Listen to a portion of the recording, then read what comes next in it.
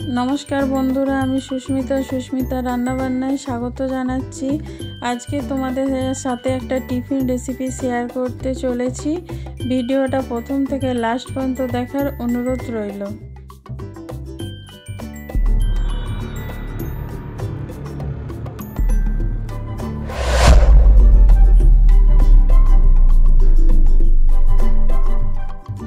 एखाने प्लेटे आमी किछु सब्जी निये नियेछि।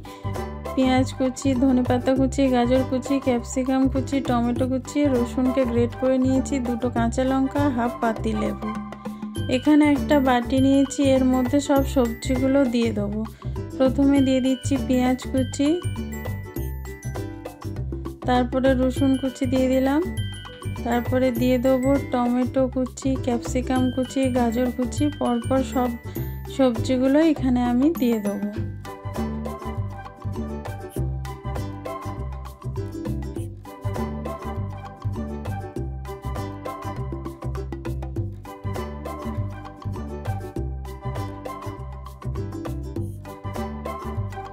खूब सहजे खूब कम उपकरण दिए किन्तु खूब टेस्टी एक नास्ता बानिए नेওয়া যায়। এবার हाफ पाती लेबुर रसटा एर मध्य दिए दिচ্ছি।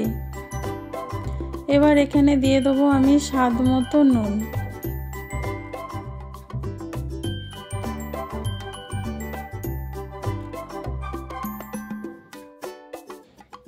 তারপর এখানে দিয়ে দিলাম একটু জিরে গুঁড়ো। তারপরে এখানে দিয়ে দেবো আমি ঝাল লঙ্কার গুঁড়ো। এখানে আমি কাঁচা লঙ্কা ঝাল লঙ্কা দুটোই ব্যবহার করেছি, তোমরা যে কোনো একটা দিয়েও কিন্তু করতে পারো। এবার সব উপকরণগুলো ভালোভাবে একসঙ্গে মিশিয়ে নেব। নুন, জিরে গুঁড়ো, লঙ্কার গুঁড়ো যে দিয়েছি সব কিছু কিন্তু খুব ভালো করে মিশিয়ে নেব। আর এই লেবুর রসটা দেওয়ার কারণে কিন্তু খুবই চটপটা একটা স্বাদ তৈরি হবে এই নাস্তাটার মধ্যে। এবার আমি এর মধ্যে দিয়ে দিচ্ছি সুজি। সুজিটা তোমরা তোমাদের পছন্দ মতো দেবে, মানে কম বেশি করে দিতে পারো। এখানে আমি 4 চামচের মতন সুজি ব্যবহার করেছি। এবার এর মধ্যে দিয়ে দেবো 1 চামচ বেসন। বেসনটা দিয়ে এবার ভালো করে আগে মাখিয়ে নেব। প্রথমে কিন্তু জল দেবে না, যেহেতু টমেটো আছে সেই জন্য প্রথমে জল দেবে না।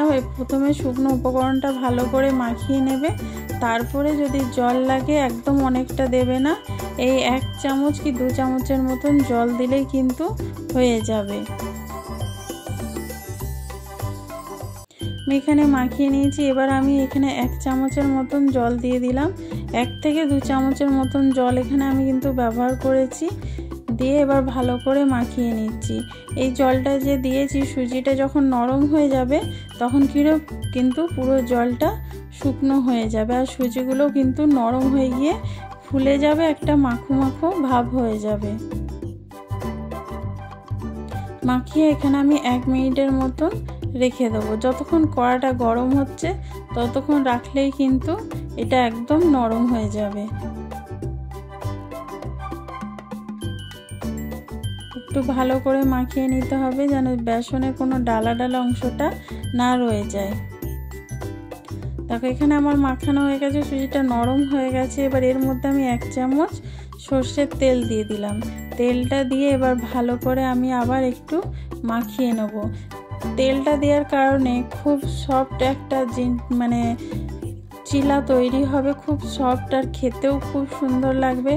বাইরেটা একদম ক্রিসমি যেহেতু সুজি দেওয়া আছে, আর ভেতরটা খুবই সফট হবে। এবার কড়াতে আমি একটু তেল দিয়ে দেবো। তেলটা ভালো করে গরম করে নিতে হবে, আর মানে খুন্তির সাহায্যে আমি একটু ভালো করে চারদিকে লাগিয়ে নেব। তোমরা অল্প করে ব্রাশের সাহায্যেও কিন্তু এটা লাগিয়ে নিতে পারো।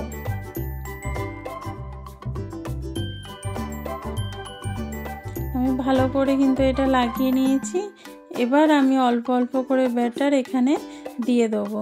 আমি এই যতটা ব্যাটার বানিয়েছি এইটা থেকে 2টো চিলা তৈরি হবে, যেটা খাওয়ার পরে একদম পেট কিন্তু ভর্তি হয়ে যাবে। যারা ডায়েট করছো তারা কিন্তু এটা রাত্রেও তোমরা ডিনার হিসেবে বানিয়ে খেতে পারো। আমি দেখো এখানে অল্প অল্প করে নিয়ে একটা গোল মতো করে দেবো। এটা কিন্তু লো আঁচে রান্নাটা করতে হবে, যেহেতু গাজর টাজর আছে সিদ্ধ হবে, সেই জন্য রান্নাটা কিন্তু লো আঁচে করতে হবে।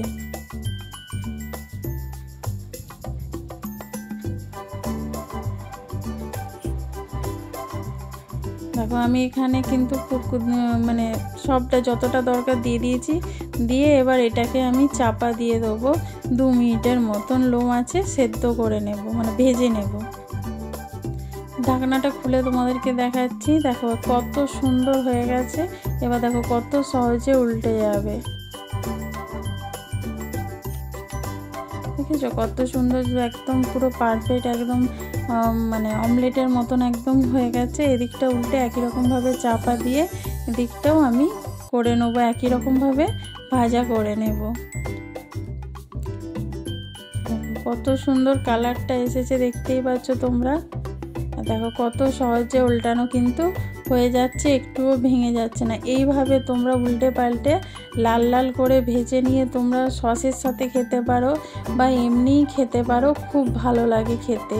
এরকমভাবে বানিয়ে স্কুলের টিফিনে দিতে পারো, অফিসের টিফিনে দিতে পারো, সকালের নাস্তা বানাতে পারো বা রাত্রের ডিনার হিসেবেও কিন্তু এটা খেতে পারো।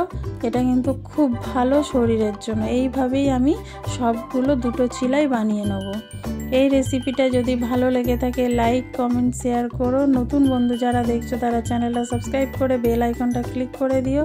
যারা ফেসবুক থেকে দেখছো তারা পেজটা ফলো করে দিও, পাশে থেকো। তোমাদের সাথে আবার দেখা হবে নতুন কোনো ভিডিও।